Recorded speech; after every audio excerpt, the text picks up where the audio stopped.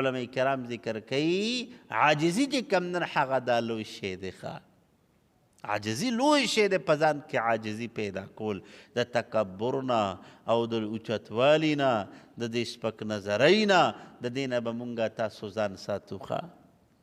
ٹھیک شوه ځکه څومره چې عاجزي او انسان کې پیدا شي که نه نو دومره د انسان ته الله اوچت مقام ورکوي ٹھیک شوه علماء کرام ذکر کوي د دعا د قبولیت دپاره مین شرایط چې کوم دي که نه هغه دا دي چې ته به څه په عاجزۍ سره به غواړې په عاجزۍ سره چې څومره په عاجزۍ سره یو دعا وغوښتې شي دغه دعا ګورې الله ډایرکټ قبلوي پوهېږئ نو ګورې درې صفات دي یسارعون فی الخیرات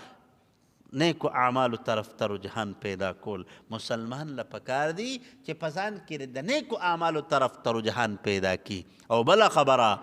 ویدعوننا رغبا ورهبا هر ټیم کې دعا چې غواړي که نه نو امید به یقین به دی چې زما دعا ما وغوښته الله تعالی به قبلوي او د الله د عذاب نه به یریږي نو د ګناه د کار نه به ځان ساتي او بله خبره د آیت آخره کې وکانو لنا خاشعین او دی زمونږ دپاره عاجزي کوونکي نو علماء کرام ذکر کوي عاجزي چې کم نن هغه دا لوی شی دی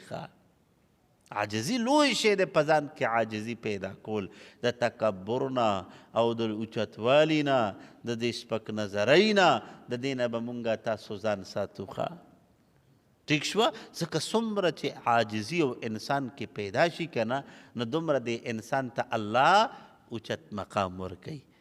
ٹھیک شوه صدق الله